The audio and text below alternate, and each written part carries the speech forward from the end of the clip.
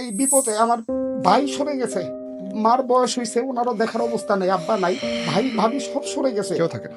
কিন্তু আমার ওয়াইফ এখনো আমি আমার সাথে আছে। আমার এই আমার জেলে আমার বউই আমার সাথে ছিল। 4 মাস, 3.5-4 মাস যখন আমি প্রথমে ছিলাম জেলখানায়, আর কেউ আমাকে দেখতে যায় না, আমার আপন 3টা ভাই কেউ দেখতে যায়নি। আমার ওই 2 দিন পর পর যেত, আমি বলতাম তুমি এত কষ্ট করে আসো কেন? ও বলতো যে কি করব, বাসায় অপমান অপদস্থ হই, সবাই কথা শোনায়, সবাই বলে যে এই কি করলি জীবনে, এই ছেলেটাকে বিয়ে করলি, আমি তো পারি না তোমার না দেখা থাকতে, আমাকে আপনি করে বল, আপনাকে না দেখে থাকতে পারি না, বলে এই টাকা পয়সা নষ্ট করো না। তখন ওই পুরান ঢাকায় জেলখানা ছিল, ও খুব দৌড়াদৌড়ি করলো, আমি আমার বাসার দেয়াল ধরে কাটতাম, আমার ফার্নিচার গুলোতে এটা ভাবতাম যে আমি আর জীবনে আমার সন্তানটা ধরে সারা রাত বৈশা থাকতাম, সন্তান মাথার সামনে, ছেলেটা মেয়েটার, যে আমি আর ওটা দেখতে পারবো না। আমার তো মাথায় একটা, আমার 30 বছরের সাজা, আমার তো মৃত্যু মনে হয় জেলখানে, আমি কিভাবে থাকবো? আমার সন্তানকে ছাড়া আমি কোনো সময় 2 দিন বাইরে থাকি নাই, সেখানে আমি 30 বছর কিভাবে কাটাবো? আমি খালি নামাজ পড়তাম আর দেয়াল ধরে কাটতাম, তারপর আসবাবপত্রগুলো লাগতাম চাপতাম যে এইগুলো মনে হয় আর আমি দেখবো না। ডুব মারতেছে, আমার মুখ থেকে ফেনা বের করে ফেললো, আমি পানি চাইছি বারবার যে আমাকে এক গ্লাস পানি দেন। আমাকে মারতে মারতে লাস্টে যখন ওদের ডিউটি মনে হয় 6টা 6:30 দিকে শেষ হয়, তখন বলতেছে যে যা তুই 20,000 আনা, তোকে ছেড়ে দিব। আমি বলছি ভাই আমার ফ্যামিলি ছোট, আমি 5-10 হাজার হয়তো আনতে পারবো, আমার আর মাইরেন না। তা আমাকে মারে আর আমার শ্বশুরকে শুনায়, আমাকে মারে, আমি চিল্লাইতেছি আর আমার শ্বশুরে শুনে যে মাইরেই ফেলাবো, ক্রস ফায়ার, কিচ্ছু করার নেই, এই দেশে কোনো বিচার হবে না, এরকম দু একটা মাইরা বুড়িগঙ্গা ফালা দিলে কোনো বিচার হবে না। প্রতিবাদ করাটাই আমার সবচেয়ে বড় জীবনের ভুল ছিল। পরে একজনের কাছ থেকে মোটামুটি দেখলাম যে 18-20 হাজার টাকা মনে হবে এরকম বান্ডিল, ওই টাকাটা নিল, নিয়ে বললো চুপচাপ চলে যা, ওকে ছেড়ে দিল। আরেকজন পরিচয় দিল, স্যার আমি গরিব মানুষ, ফলের ব্যবসা করি, লুঙ্গি পরা, গেঞ্জি পরা। ওর কাছে না ফলের ব্যবসা বললে তো হবে না, এর মধ্যে আবার বলতেছে যে আমরা তো দেখলে বুঝি কার কি। তখন ওর কাছ থেকে 500 টাকা নিল, 600 টাকা না 700 টাকা মনে হয়েছিল, বলে স্যার আমি যাব দূরে, ওই কেরানীগঞ্জের ওই দিকে আর কি, যে আমার কাছে তো ভাড়া নাই। পরে 500 টাকা নিল, ওরাও ছাড়লো। তৃতীয় জনকে বললো টাকা নাই, বলে ভাই সায়দাবাদে আমার দোকান আছে, পার্সের দোকান না কি জানি বললো, আমার 10 মিনিট সময় দেন, টাকা আনাইতেছি। ও কারে কারে জানি ফোন দিল, 2,500-3,000 টাকার মতো আনলো, ওকেও ছাড়লো। এখন পালা হইলো আমার। আমি আবার প্রতিবাদ করলাম, আপনি যে সবাইরা ছাড়লেন, আমার কাছে তো টাকা নাই, আমার কি করবেন? কয় তুই টাকা দিবি 1 লাখ। আমি বলছি সবার কাছ থেকে, একজনের কাছে যা পাইলেন নিলেন, একজনের কাছ থেকে 500 নিলেন, একজনের কাছ থেকে 2,500 টাকার মতো না 3,000 টাকা নিলেন, আমি 1 লাখ টাকা কই পাবো? আমি সাধারণ চাকরি করি। তুই পাকনা পাকনা কথা কস, তুই টাকা দিবি 1 লাখ, এই কথা বলে আমার প্রথমে আমার চেইনটা টান দিয়ে নিয়ে নিল, বলে এটা স্বর্ণ না। আমি বলছি যে ভাই নেন, আমি আর বলি নাই যে সিটি গোল্ড। মোবাইলটা নিল। আমি এখানে আসছি, আমাদের এই শোটা লক্ষ লক্ষ মানুষ দেখে, তো আমি আমাদের বাংলাদেশের মানুষের কাছে একটা বিচার দিতেই আসি আপনার শোয়ের মাধ্যমে। কি বিচার? একটা পুলিশ, আমাদের দেশের আইনের ব্যবস্থা বা আমাদের দেশের প্রশাসনিক যে ব্যবস্থা, আমার জীবনটা ধ্বংস করে দিছে, নষ্ট করে দিছে শুধুমাত্র একজন পুলিশের কারণে। কিরকম? আমি একজন মধ্যবিত্ত পরিবারের সন্তান। আমার আম্মা একজন শিক্ষিকা ছিলেন, উনি রিটায়ার্ড করছেন। আমার আব্বা একজন সাংবাদিক ছিলেন, বাংলাদেশের একটা নামকরা পত্রিকার। আমি ভালো ফ্যামিলি থেকেই বড় হয়েছি। তো আমি 2007-এর দিকে একজনকে পছন্দ করে বিয়ে করি। বাসা থেকে মেনে নেয় নেই, অনেক ঝামেলা হয়েছে, একটু গরিব ঘরে বিয়ে করছি। তারপর আমি একটা চাকরিতে জয়েন করি, এটা হচ্ছে কসমেটিক্স আইটেম। তো পাশাপাশি আমি গোপীবাগে ছিলাম প্রায় 13 বছর আমার আব্বার চাকরির সুবাদে। তো ওখানে আমার যাতায়াতটা সবসময় ছিল। তো আমাদের বন্ধুবান্ধবদের মধ্যে একটা ক্রিকেটের একটা টিম ছিল, আমরা খেলাধুলাতে ছিলাম সবসময়, আমরা কোনো বাজে কাজে ছিলাম না, আড্ডাতেও ছিলাম না, শুধু খেলাধুলা করতাম অবসর সময়। তো এখানে আমাদের ডে নাইট একটা টুর্নামেন্ট হয়, বাংলাদেশ বয়েজ ক্লাব মাঠ, এটাকে শহীদ জিয়া মাঠ বলে। ওইখানে আমি আপনার খেলতে গেছি আমার অফিস থেকে ছুটি নিয়ে। তো আমরা কোয়ার্টার ফাইনাল পর্যন্ত উঠে আমাদের, আমরা বাদ পড়ে গেছি, কমিটির টিমের কাছে বাদ পড়ে গেছি। তো আমি ছোটোকাল থেকেই খেলাধুলায় ছিলাম। তখন ওই বাংলাদেশ বয়েজ ক্লাবের তৎকালীন একজন ক্যাপ্টেন ছিল টরে ভাই, উনি 10 বছর টানা ওই টিমের ক্যাপ্টেন, তারপরে কোচ হয়েছে উনি। আমি আবার বামহাতি লেগ স্পিনার ছিলাম, যেটা বাংলাদেশে একটু রেয়ার। তো উনি আমাকে খুব আনন্দের একটা সংবাদ দিল যে আমার খেলা শেষে আমাকে ডাক দিল, নাম জিজ্ঞাসা করলো, আমি বললাম আমার বয়স তখন কম, 18 18.5 বছর এরকম। বললো তো তুমি তো লেফট আর্ম লেগ স্পিন করো, তোমার বলে অনেক টান, তোমাকে আমি ফার্স্ট ডিভিশন খেলা দেবো। তো আমি বললাম খুবই আনন্দের সংবাদ। আমার ওয়াইফও আমার ক্রিকেটটাকে নিয়ে খুব সাপোর্ট দিত, বলছে আমরা খাই না খাই, তুমি খেলাটা এত পছন্দ করো, তুমি চেষ্টা করো। তখন বাংলাদেশের খেলার কন্ডিশন যাই ছিল, কিন্তু এটা ভবিষ্যতে কিছু হবে, কিন্তু সংসারের একটা টান, ফ্যামিলির অবস্থা আমাদের অতটা ভালো না। তো চেষ্টা করলাম। পরে টরে ভাই আমাকে বলল যে তোমাকে আমি ফার্স্ট ডিভিশন খেলাবো, তুমি আমার সাথে সামনের মাসে যোগাযোগ করবা। আমি বলছি ভাই আমি তো 15 পর্যন্ত বয়স ভিত্তিক খেলাধুলা করছি, কিন্তু ফার্স্ট ডিভিশন সরাসরি, থার্ড ডিভিশন সেকেন্ড ডিভিশন নাই। বললো তোমার যেই গুণ আমি তোমাকে ঘষা মাজা করে তৈরি করে নেব। তো আমি এই আনন্দ সংবাদটা নিয়ে বাসায় যাব। তো আমার ফ্রেন্ডরা বললো যে দেখ ফাইনাল ম্যাচটা দেখেই যা। তো final match, night tournament, final match শেষ হতে হতে 12টা বাজলো। আমি ওদের কাছ থেকে বিদায় নিয়ে 12:30টার দিকে টিকাটুলির মোড়ে দাঁড়িয়েছিলাম, বাস নিব। আমার সকালে পরের দিন অফিস, আমার আবার বেতন পাওয়ার কথা, 2-1 দিনের মধ্যে বেতন পাওয়ার কথা, সংসারে বাজার টোজার করব।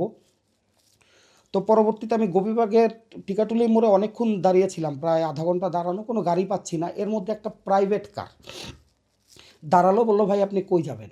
আমি ফার্স্টে ওইটাকে একটু ইগনোর করলাম যে প্রাইভেট কার, 2-3 জন মানুষ বসা। আমি বলি না ভাই যাবো না। বলে ভাই অসুবিধা নেই, এটা এয়ারপোর্টের গাড়ি, এটা এয়ারপোর্টের গাড়ি, আপনি কই যাবেন। আমি বলছি আমি যাবো পোস্তগোলা, আমার বাসা পাগলা, নারায়ণগঞ্জ পাগলা। বলে তাহলে আপনি পোস্তগোলা নেবেন, ওই গাড়ি মাওয়ার দিকে যাচ্ছে প্যাসেঞ্জার আনতে। তো আমি চিন্তা করলাম এত রাত হয়ে গেছে, অলরেডি প্রায় 1:15 মতো মনে হয় বাজে, এরকম টাইম। তো উঠলাম, উঠার পরে যে যার মতো বসা। এখন পোস্তগোলার তো তখন রাস্তাটা এত উন্নত ছিল না, সিঙ্গেল এক রোড ছিল। তা আমি আবার পোস্তগোলা যে টোল প্লাজা বলে ওইটার এই সাইডে নামলে আমি বামে একটা টার্নিং নিচে রাস্তা নেমে গেছে, যেখান দিয়ে আমি পাগলা রাস্তায় ঢুকবো। পাগলা রাস্তায় ঢুকলে কোনো না কোনোভাবে আমি যেতে পারবো। তো উনি আমাকে ওই আমাদের ওই টার্নিং রাস্তায় না নামায় সামনে টান দিছে। তখন আমি বললাম ভাই আমি তো এই সাইডে নামবো, ওই দিকে যাচ্ছেন কেন। বলে ভাই এই জায়গায় ঝামেলা আছে, ওই সামনে টোল প্লাজায় নাইবেন। টোল প্লাজার ওইখানে পুলিশের চেকপোস্ট ছিল। এটা হচ্ছে আপনার 2013 সালে। ওকে। 2013 সালে সেপ্টেম্বরের 11 তারিখ রাতে, 11 তারিখ বা 12 তারিখ, 13 তারিখ ওনাদের কর্মসূচিটা আর কি। তো চেকপোস্টে পুলিশ ঠেকাইছে। পুলিশ ঠেকানোর পরে সবাইকে হ্যান্ডস আপ বলে নামাইছে। আমি সাধারণ, কারণ আমার সাথে কিছুই নাই, আমার সাথে 140-50 টাকার মতো আছে। আর আমি ওই সময় নতুন বিয়ে করছি, একটু স্টাইল করতাম, আমার চুলটা একটু বড় ছিল। আমি ওই যে আমার ওয়াইফ আমাকে 20 টাকা দিয়ে একটা সিটি গোল্ডের চেন কিনে দিছিল, যে এটা তুমি পরো। ওটা দেখতে অবিকল স্বর্ণের মতো। তারপরে আমার তখন তো বাটন মোবাইল, তার মধ্যে একটু মটোরোলা একটা কোয়ারেন্টাইন সেট না কি বলে, একটু দামি মোবাইল ছিল আমার কাছে ওই সময়কার। তো নামানোর পরে সবাইকে আলাদা করছে। আলাদা করার পরে গাড়ি চেক করছে। গাড়ির ওই যে পিছনে যে গ্যাস সিলিন্ডার থাকে, সিলিন্ডার এখানে একটা স্কুল ব্যাগ ছিল। স্কুল ব্যাগটা খুলছে, খোলার সাথে সাথেই ওই যে ফোর্সরা বলতেছে, আর সাথে ওই যে পুলিশের সোর্স থাকে, তারা বলতেছে স্যার পাইছি। কি পাইছিস? তখন বলতেছে স্যার মাদক গাড়িতে। সবাইকে আটকাইছে। আটকানোর পরে ওদের ছোট্ট একটা পুলিশ বক্স ছিল, ওই যে মোবাইল কোম্পানির বিজ্ঞাপন দেওয়া, ওই টিনের চারকোনা বক্সের মধ্যে সবাইকে ঢুকাইছে। ঢুকানোর পরে এর মধ্যে আবার ওদের মনে হয় কোন বড় স্যার আসছে গাড়িতে করে, তখন বলা হয় সব বসে থাক, একটা উঠবি না, স্যার দেখলে সমস্যা, কেউ বাঁচবি না, সবাইরে ছাইড়া দিব, চুপচাপ বইসা থাক। তা আমি একটু ভয় পাইছি তখন, যে জীবনে এরকম ঝামেলায় পড়ি নাই। সবাই বসে, আমিও বসেছিলাম। ওদের স্যার আসলো, ওদের ওই ওসির বড় হবে কেউ হয়তো বা, প্রায় 10-15 মিনিট কথা বললো। ওরা আমাদের পাহারা দিল যাতে আমাদের না দেখা যায়। ওরা ওদের স্যাররা টহল গাড়িটা চলে গেল, আমাদের সবাইকে আবার একসাথেই করলো। একসাথেই করার পরে বললো মালকার। কেউ তো স্বীকার করতেছে না, এলোপাথারি চর থাপ্পড় দিতেছে। এর মধ্যে 2-3 জনকে দিছে, আমাকে তখনও মারে নাই। তখন আমাকে এক সাইড করে রাখছে। আমার আবার একটু জামা কাপড় একটু ভালো ছিল, আমার আলাদা সাইড করে রাখছে। পরে বলতেছে যে মাল কি তোর? আমি বলছি আমার কোনো মাল নেই। কই থাকেন, কী করো বললো, আমি বললাম। তারপরে বলতেছে সোর্সের মধ্যে আমাকে জেরা করতেছে যে তোরা তো বাবা সবাই ফাইসা গেছস, টাকা লাগবে 1 লাখ। আমি বলছি আপনি এত কথা বলেন কেন? আপনি তো প্রশাসনের লোক না, আপনার এই অধিকারকে দিচ্ছে, আপনি তো আমারে চেক করে কিছু পান নাই। গাড়ির মধ্যে যা পাইছেন এটা কেউ স্বীকার করতেছেন, এটা আপনি প্রমাণ করেন। এ কথা বলার সাথে সাথে আমার থাপ্পড় দিচ্ছে, তুই তো অনেক পাকনারে, তোর আজকে খবর আছে, আজকে তোরে মানে বলে যে ঘুঘু দেখছো ফাত তো দেখো না, এই টাইপের কথা বললো। আমি প্রতিবাদ করাটাই আমার সবচেয়ে বড় জীবনের ভুল ছিল। পরে একজনের কাছ থেকে মোটামুটি দেখলাম যে 18-20 হাজার টাকা মনে হবে এরকম বান্ডিল। ওই টাকাটা নিল, নিয়ে বললো চুপচাপ চলে যা, ওকে ছেড়ে দিল। আরেকজন পরিচয় দিল, স্যার আমি গরিব মানুষ, ফলের ব্যবসা করি, লুঙ্গি পরা গেঞ্জি পরা। ওর কাছে না ফলের ব্যবসা করে বললে তো হবে না। এর মধ্যে আবার বলতেছে যে আমরা তো দেখলে বুঝি কার কি। তখন ওর কাছ থেকে 500 টাকা নিল, 600 টাকা না 700 টাকা মনে হয়েছিল। বলে স্যার আমি যাব দূরে, ওই কেরানীগঞ্জের ওই দিকে আর কি, যে আমার কাছে তো ভাড়া নেই। পরে 500 টাকা নিল, ওরাও ছাড়লো। তৃতীয় জনকে বললো টাকা নাই।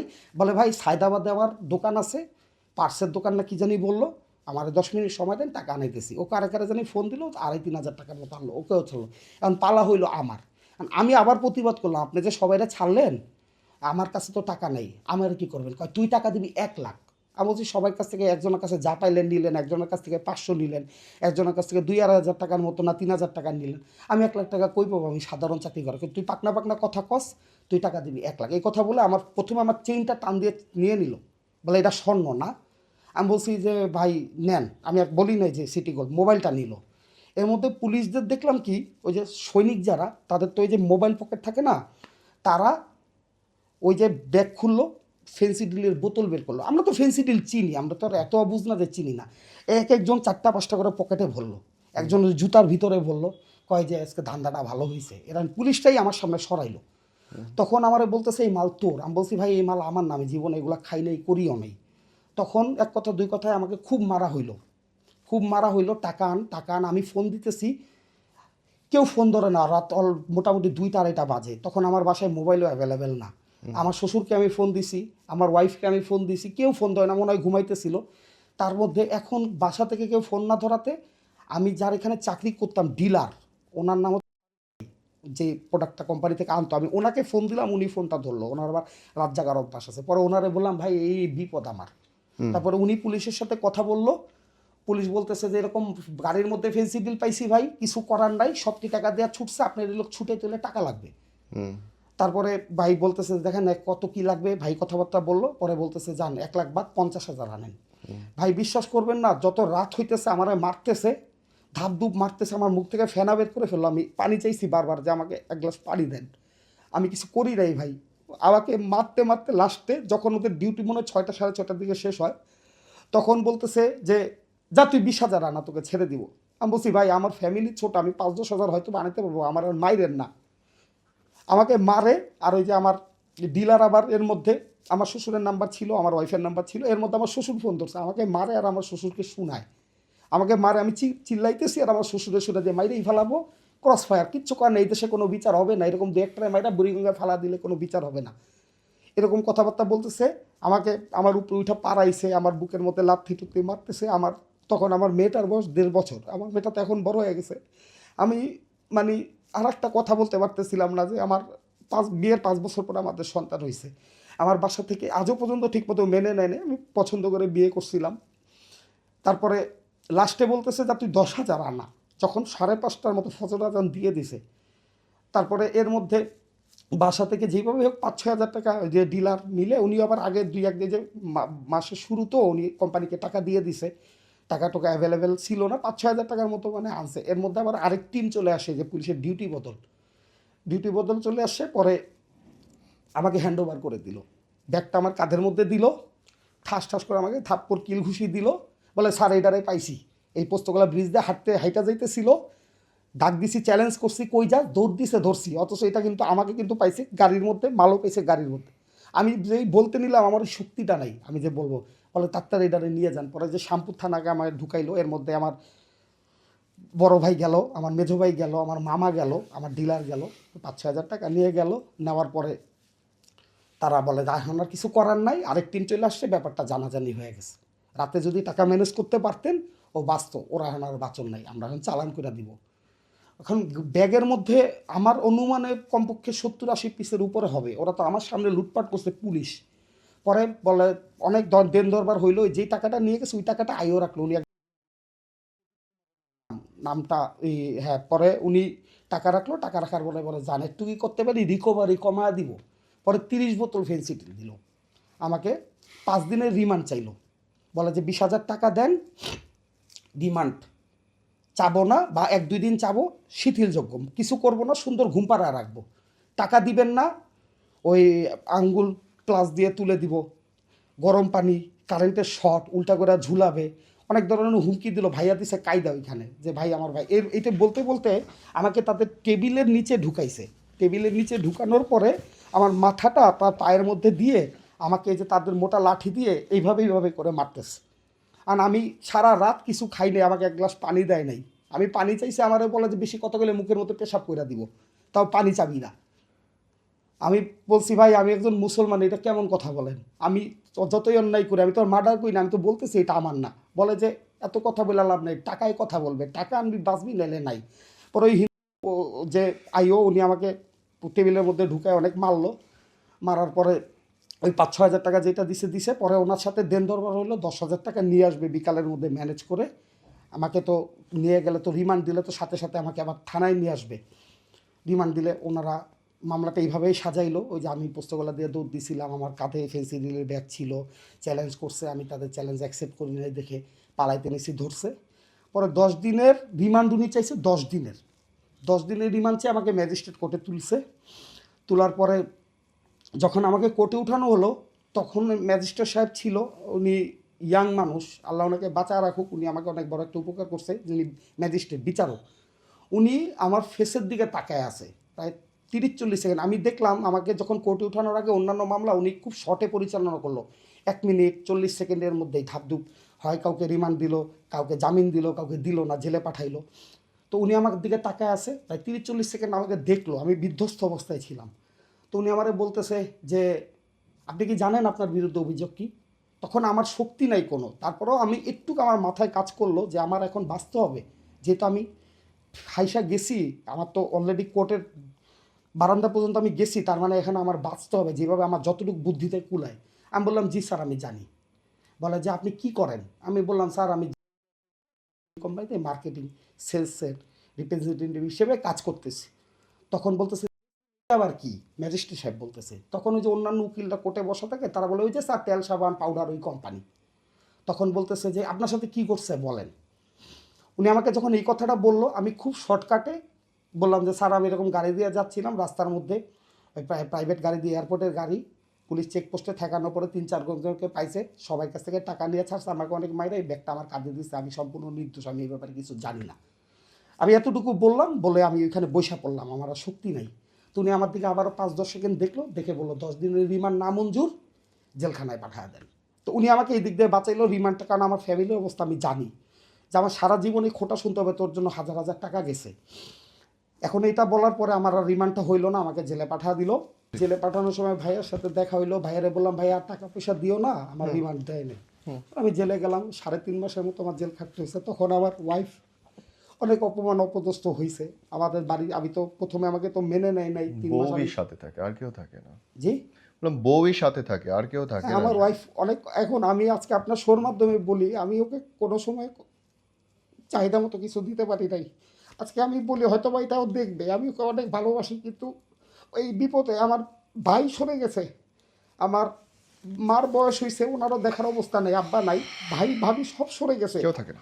কিন্তু আমার ওয়াইফ এখনো আমি আমার সাথে আছে। আমার এই আমারও জেলে বউই আমার সাথে ছিল। 4 মাস, 3.5-4 মাস যখন আমি প্রথমে ছিলাম জেলখানায়, আর কেউ আমাকে দেখতে যায় না, আমার আপন 3টা ভাই কেউ দেখতে যায়নি।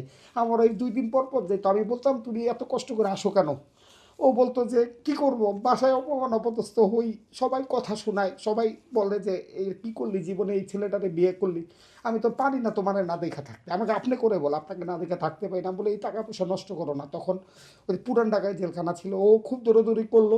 আমি 3 মাস পরে জামিন টুমিন পেয়ে বের হইলাম।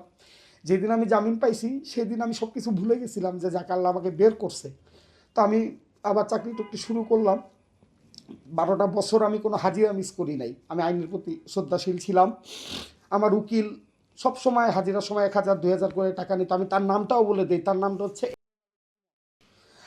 তার মতো মানুষের কাছে জানি কেউ না যায়, উনি সুপ্রিম কোর্টের একজন আইনজীবী। তো উনি মিষ্টি মিষ্টি কথা বলে আমার হাজিরা দেওয়াই, তো আমি কোনো সময় হাজিরা মিস করি না, 1,000-1,200 টাকা করে দিতাম, অনেক কষ্ট করে জোগাড় করে দিতাম ভাইয়া। পরে উনি 12টা বছর যখন যায়, 5-6 বছর 7 বছর যখন হয়েছে, তখনই কোনো সাক্ষী আসে না। 7 বছরে 2জন সাক্ষী দিছে 2 রকম। তখন উনি হচ্ছে লয়ার, উনি চাইলে আমাকে এটা ক্লিয়ার করে দিতে পারে, সবাই হাসে যে এটা কী মামলা, 2জন পুলিশ সাক্ষী দিছে, কোনো সিভিল সাক্ষী নাই, কোনো তথ্য প্রমাণ নাই, সাক্ষীও 2 রকম। তোমার উকিল তো আবেদন করলেই তুমি খালাস হও, তোমার নামে আগে পরে কোনো ক্রিমিনাল রেকর্ডও নাই। উকিললে বলি আমাকে উল্টা ধমক দেয়, এত বেশি বুঝো কেন, সময় হলে কইরা দিব, সময় হলে কইরা দিব। এর মধ্যে এই যে 2024-এ আমার রায়ের সময় হইলো, বললো টাকা পয়সা জোগাড় করো, এই কোর্টটা তো ভালো না। আমার কি ভাগ্য দেখেন, এই কোর্টের যে বিচারপতি আমার রায় দিছে উনিও হিন্দু, আমি একজন মুসলমান। আমি জানি না আমাকে কি ধর্মের কারণেই ওনারা এই এই চিন্তা করলো নাকি। তো উনিও যখন রায় দিবে তখন বললো এই কোর্টটা ভালো না, এই কোর্টের উকিলটাও, এই জজটাও ভালো না, বিচারপতিও ভালো না, আবল তাবল সাজা দেয়, তুমি 50,000 টাকা জোগাড় করো। আমি বলছি স্যার আমি কই পাবো, 20-25 হাজার টাকা 30,000 টাকা টাইনে টুনা পারবো। আমি ধার দেনা করে 30,000 টাকা ওনাকে দিছি, যেদিন রায় দিবে তার 2 দিন আগে।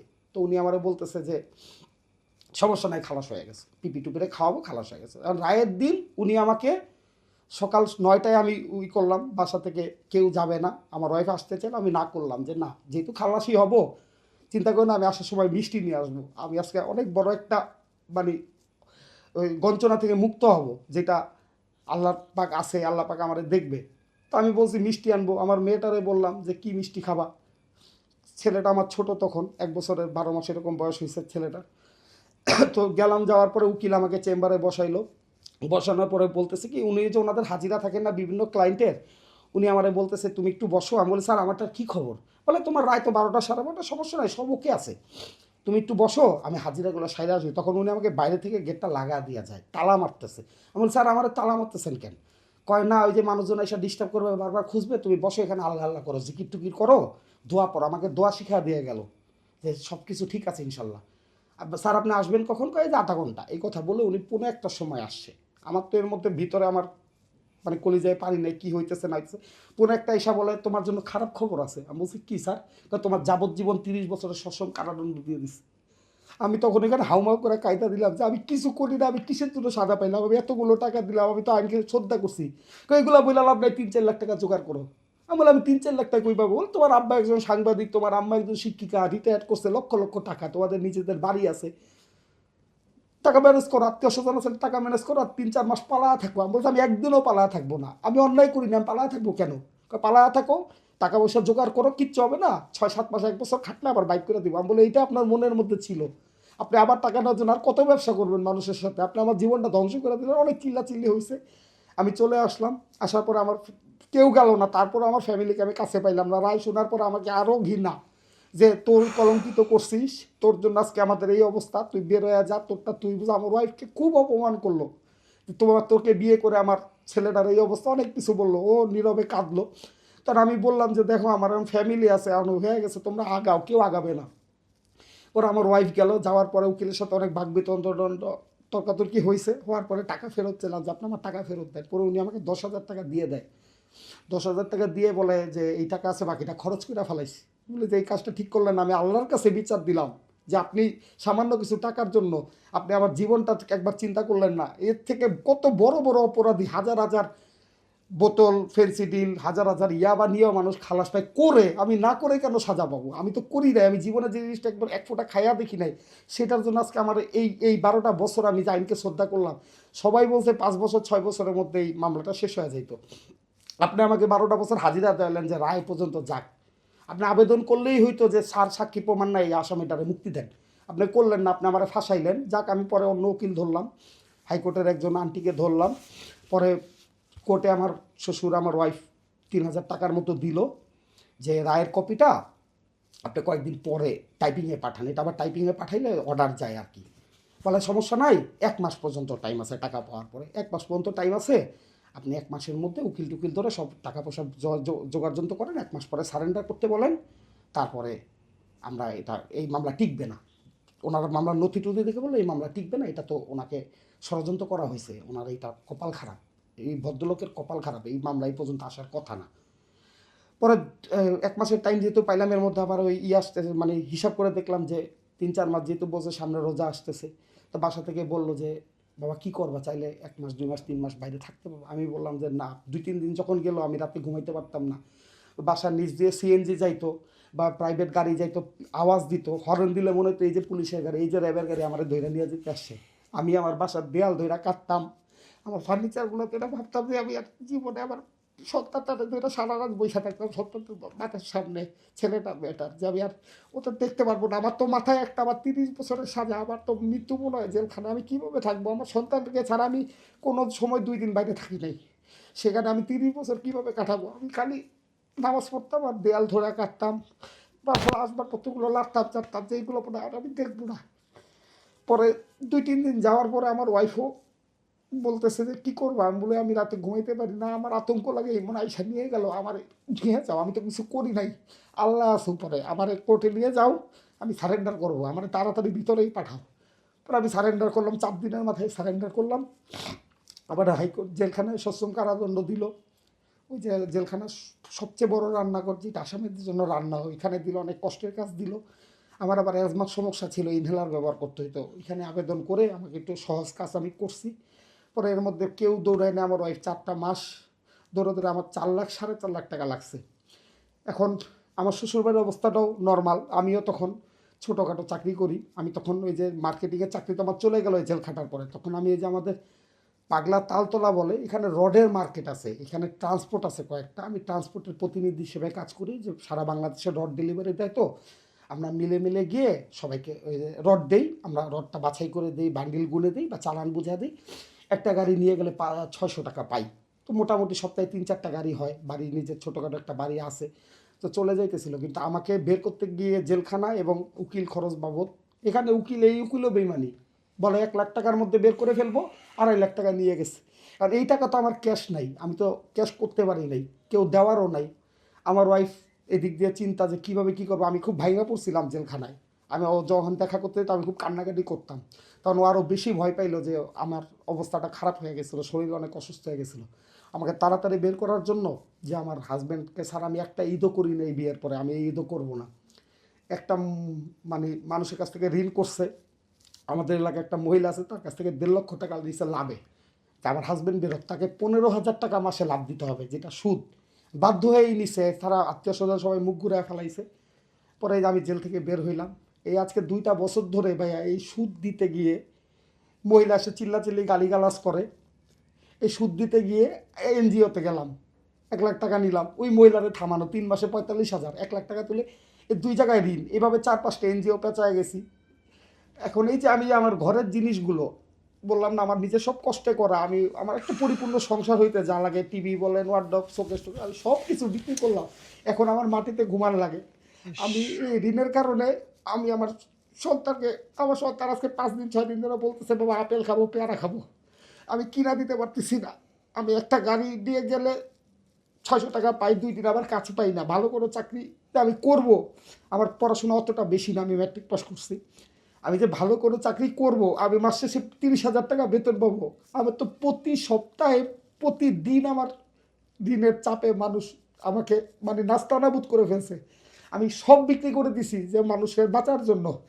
আমার ফ্যামিলি সবাই দেখতেছে যে এই পরিপূর্ণ একটা সাজানো গুছানো সংসার, সব কিছু আছে ঘরে, আমি সব বিক্রি করে দিছি। আমি এখন মাটিতে ঘুমাই, আমার ওয়াইফ আমার সাথে মাটিতে ঘুমায় এই সন্তান নিয়ে শীতের মধ্যে নিজের বাড়িতে।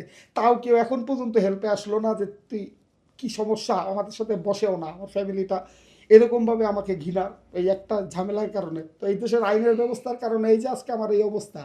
আমি 2বার, আমার একটা ফেসবুক আইডি ছিল, আমি এখন যে মোবাইলটা চালাই এই মোবাইলটাও বিক্রি করার মতো অবস্থা নাই, আমার মোবাইলটাও ডিসপ্লে খারাপ।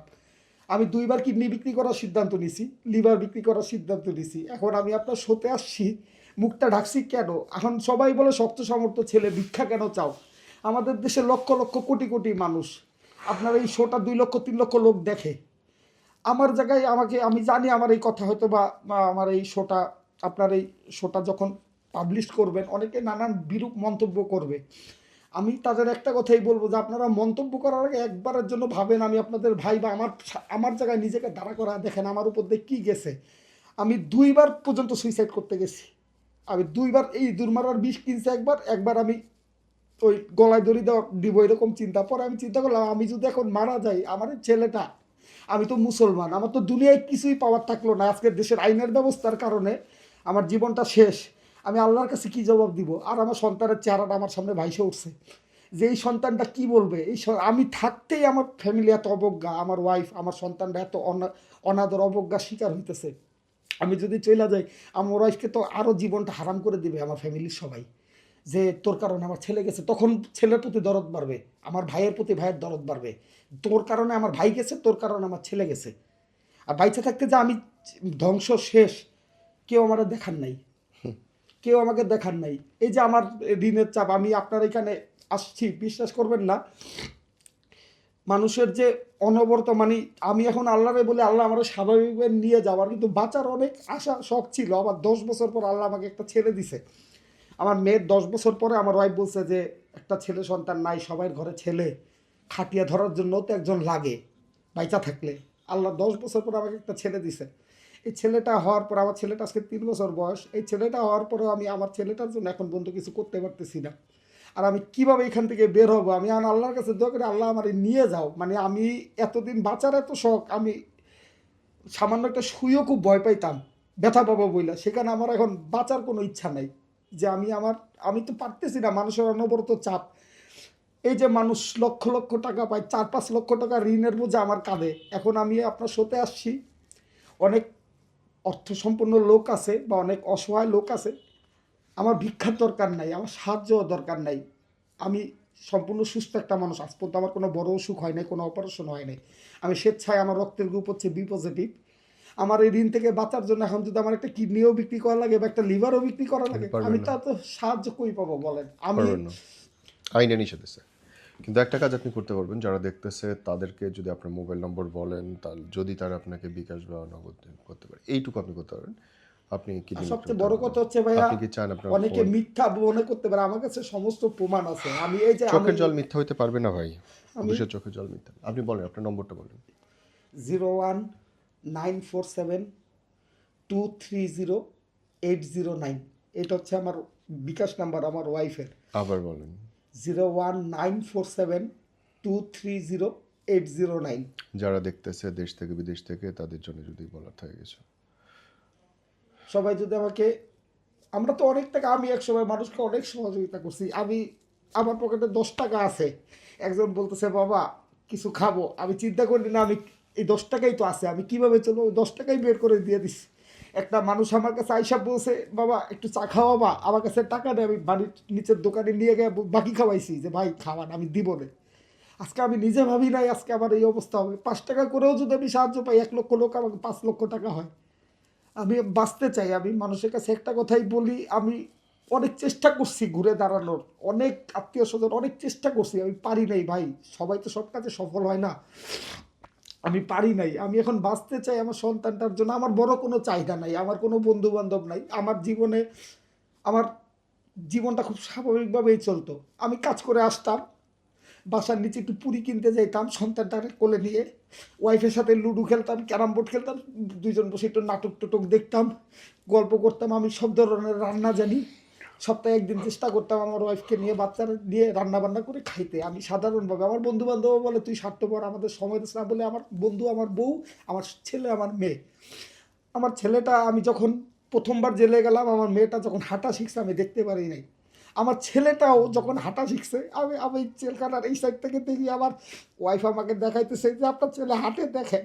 আমার ছেলে দৌড়া দৌড়া হাঁটতেছে, আমি দেখছি আর হাওয়া করে কাঁদছি যে আমি বাবা হয়ে আমার সন্তানটা আমার সামনে হাঁটতেছে, আমি খাঁচার জানি পারে, কষ্ট, আমি ছোট্টটারে কোলে নিতে পারি নাই। আমি জানি কষ্ট।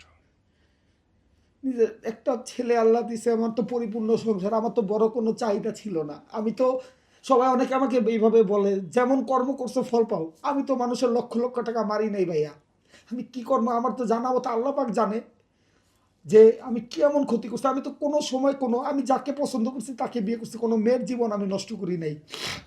আমি অল্প আয়ে সন্তুষ্ট। আমি হচ্ছে যে 1,000 টাকা পাইছি, আমি পরিবার নিয়ে 800 টাকা খাইছি, এই ধরনের মানুষ যে না আমি মানুষকে নিয়ে খাইছি, নিজে খাইছি। আল্লাহ আমার তো বড় ভরসা। কোনো ই ছিল যারা না। দেখতেছেন তাদের কাছে অনুরোধ করতে চাই, বিপদ যে কোনো সময় যে কারো কাছে আসতে পারে, পাশে দাঁড়ান, হেল্প করেন। আর একই সঙ্গে বলতে চাই, এই ভিডিওটা একটা, অনেক ঘটনাগুলোর মধ্যে হয়তো একটা যেটা আপনি জানার সুযোগ পাইলেন, আমরা বলার সুযোগ পাইলাম। তার মানে এই না যে প্রশাসনের জড়িত প্রত্যেকটা মানুষ খারাপ, অবশ্যই না। 100 জনের মধ্যে যদি একজন থাকে, একজনের কারণে যদি একটা মানুষও দোষী হয়, একটা মানুষের জীবনও যদি কষ্টে কাটে, তার জীবন যদি নরক হয়ে যায়, তবে সেটার দায় অবশ্যই সবাইকেই নিতে হবে আমাদের। আমরা যেন সচেতন থাকি, যে বদলাওয়ের কথা বলা হচ্ছে, পরিবর্তন, ইতিবাচক পরিবর্তন আমরা সবাই আশা করছি। আমরা আশা করব এরকম ভুল যেন কারো জীবনে না হয়, দুর্বিষহ যেন কারো জীবন না হয়। প্রত্যেকে নিজের দায়িত্বের প্রতি, আমি আমার জায়গা থেকে, আপনি আপনার জায়গা থেকে সচেতন থাকবেন। আল্লাহ আপনাকে ভালো করুন। আসসালামু আলাইকুম।